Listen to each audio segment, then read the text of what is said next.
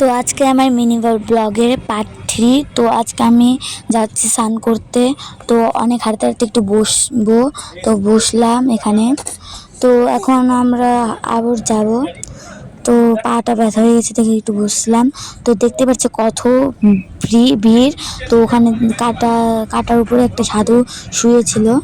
এই যে খুবই ভিড় এখানে ছিল, এটা খুবই ভাইরাল হচ্ছিল। তো আমিও দেখিয়ে দিলাম। এখানে দেখতেই পাচ্ছেন কত ভিড় পড়েছে। তো যাওয়ার বাইরে ওই স্নানের ওখানে তাও একটু ফাঁকা ছিল। তো এখন আমরা যাচ্ছি আস্তে ধীরে।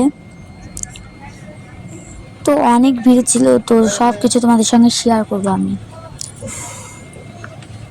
তো এখন আমি একটু গাড়ির ব্লগ থেকে একটা ভিডিও করেছি, এটাও একটু দেখিয়ে দিলাম। না, তো এখন আমি যাচ্ছি স্নান করতে, স্নানের ওখানে যাচ্ছি। স্নান করবো আমরা কুম্ভ মেলা স্নানের নদী। তো আমরা চলে এসেছি কুম্ভ মেলা স্নানের নদী। এই যে আমি স্নান করলাম, ডুব দিলাম। তো খুবই ঠান্ডা ছিল জলটা। তো অন্য পাট আমি দেখালাম আবার। এই যে আমি চলে এসেছি স্নানের এখানে।